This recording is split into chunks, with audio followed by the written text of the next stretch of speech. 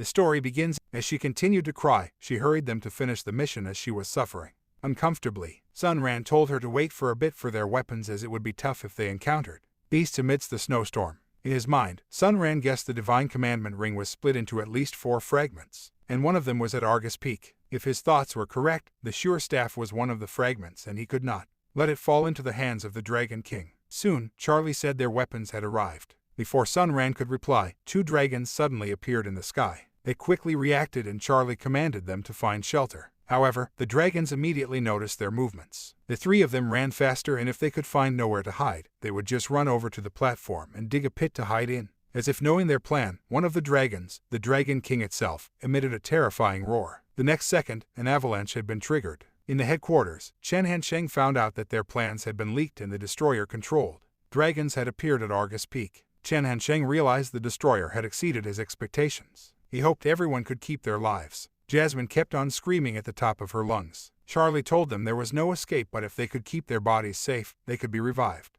He noticed Sunran digging the snow. He told him he was dreaming, as a snow pit dig in a short amount of time would not be useful. Despite hearing the words, Sunran continued digging and soon, he was finished. At this moment, the avalanche crashed at them like a tsunami. Even Charlie was helpless in this situation. As soon as the avalanche stopped, none of them were found. It did not take long for the snowy peak to calm down. The Dragon King commanded the small dragon to guard the enforcers' corpses and to kill them over and over no matter how many times they revive. He decided to go to the Summer Palace. He would look for the fragment of the Divine Commandment Ring. Seeing that the Dragon King was flying towards the Summer Palace, Chen Hansheng commanded his assistant to condense the divine punishment above the Summer Palace and revive the enforcers. The sorcerers in the upper levels of the Summer Palace were VIP players, and if it got destroyed, the company would lose its reputation together with their jobs. Since the opponents were underhanded destroyers, he could only pray that the fragment of the Divine Commandment Ring was not inside the Summer Palace, otherwise, it would be obliterated by the divine punishment together with the Dragon King. A pool of blood gathered on top of the snow. Sunran had created an ice sphere and kept his life, but the problem was the space lacked oxygen. Outside, the dragon had already its strength. It spewed fire, intending to destroy the bodies of the enforcers. Nearby, Sunran's head emerged from the snow. He immediately activated his spell, Golden Gaze. He saw Jasmine and Charlie buried under the snow, and once their physical bodies were destroyed, they would need a new character again. Sunran quickly decided to divert the dragon's attention. He immediately cast multiple ice stings with his staff. Caught off guard, the dragon was hit and roared in anger. On the side, it saw Sunran and heard his taunting.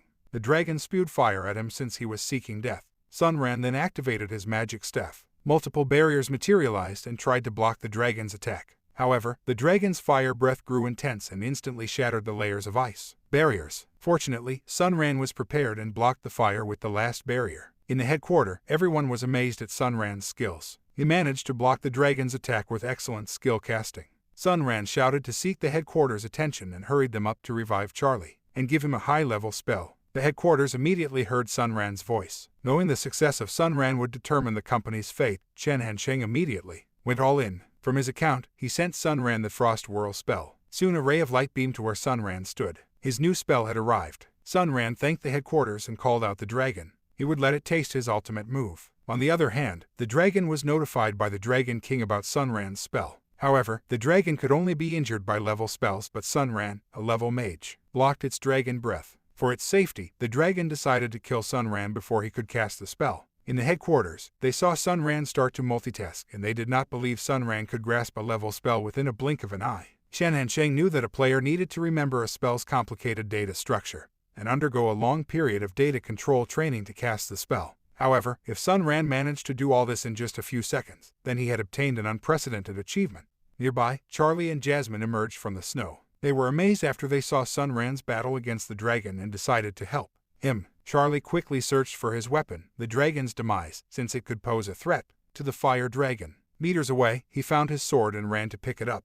Jasmine reacted fast and helped Charlie. She created a couple of clones and let them run in different directions to confuse the dragon. In different places, the clones of his sword also appeared, showing Jasmine's reliability. Noticing their movement, the dragon realized the other enforcers were revived. It turned around as it could not let Charlie obtain his weapon. This time, a smile appeared on Sunran's face. It's time to use his ultimate move. Helpless, the dragon could only abandon his desire to interfere with Charlie's goal and face Sunran's ultimate move. Soon, a crystallized dragon maw charged toward the dragon with frightening speed. However, the attack shattered, leaving the dragon undamaged. An annoyed expression replaced the dragon's ruthless face. Even in the headquarters, everyone was dumbfounded. Shen Hansheng was scammed for buying a skill with credit points, not expecting Sun Ran was only stalling for time. The dragon's nose flared with fire, realizing it was deceived. It finally turned around and attacked the Charlies. The huge ball of wire scattered everywhere, approaching Charlie's back. He jumped for his sword, leaving his life to fate. Sun Ran quickly assisted and cast a spell. A barrier materialized, intending to block the fireball. Not only one,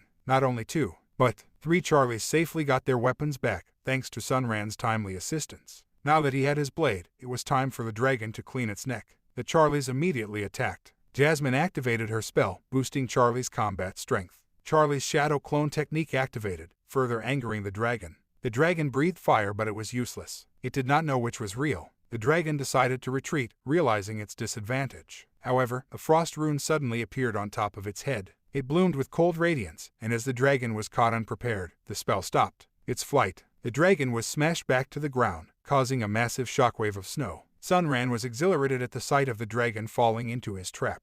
The dragon released a furious roar, declaring everyone's eventful death. However, Charlie was already over the dragon's head. With a cold glint in his eyes, Charlie swung his sword with all his might. Sure enough, a clean cut separated the dragon's body from its head. With a thud, the dragon fell limply on the snowy ground. Charlie was full of praise. Their awesome teamwork was to his liking. Even the muscle man Jasmine could not help but jump with joy. Only Sun Ran was calm, breathing a sigh of relief. Now, there was only one enemy left, but was also the most troublesome one. In a mysterious place, a man holding a magical staff wondered where he was. His name was Aiken, the Archmage of the Summer Palace. Soon, an entity appeared in front of him. It was the divine emissary of Shura's supreme god and had come to convey God's will. Later, at the Summer Palace meeting hall, a few people could be seen. At the head of the table, Aiken slowly opened his eyes. Noticing his movement, the people around showed delighted expressions. However, contrary to their joyful faces, Aiken showed a serious face. He told them about the divine emissary and the news of the Dragon King's betrayal of their supreme god.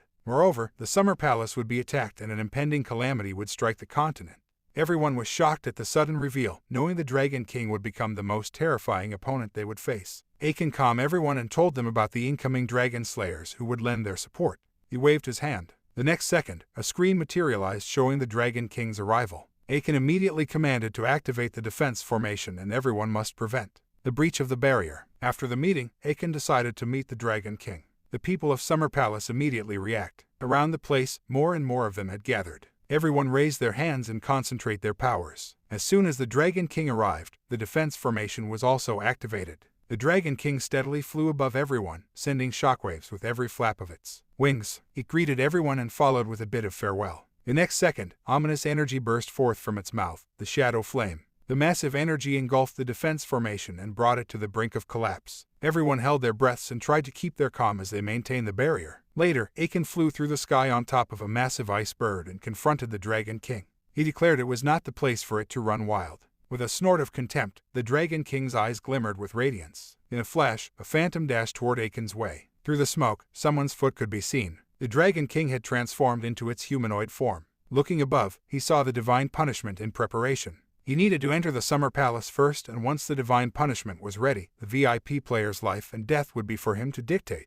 With a wave of his hand, a terrifying energy flashed ahead. The next second, the barrier maintained by thousands of people was mercilessly slashed open. Everyone collapsed to the ground, vomiting blood with disbelief on their faces. The Dragon King smiled and introduced himself. He was the battle god Morflon. Now he wondered who would dare stop him. A terrified expression appeared on Aiken's face. Morflon needed to pass through the time hall first, but once he entered the inner section of the academy, the consequences would be unimaginable. Aiken immediately flew over and was prepared to defend. Inside the time hall, Aiken walked with nervous strides. He must not let the enemy take a step inside, even if he had to sacrifice his title as an Archmage for it. The time hall was empty and quiet. Suddenly, a stone statue's head broke through the walls. As the smoke dissipated, Aiken finally got a clear look, and anger immediately surged in his heart. It was the head of the Summer Palace's founding Archmage statue. Morflon greeted Aiken, the esteemed Archmage, asking if he was happy with the gift. Gritting his teeth in anger, Aiken questioned what did he want. With a smile, Morflon asked for the staff and would leave once he got it. In his thought, however, he decided to kill the Archmage to give the game company some problems to deal with, leaving him some room to be free. The staff was slammed hard against the ground. Aiken roared in anger. The Dragon King Morflon was the son of Shura's supreme god, yet he committed the sin of betraying his father. However, Morflon was unconcerned and slashed his sword, opening a fissure throughout Time Hall's wall. Now, the Dragon King would take the item by force. On the side, a group of followers offered their support. They gathered behind Aiken and chanted a defensive formation. That's it for today. If you like this video, don't forget to like and subscribe. Thanks for watching.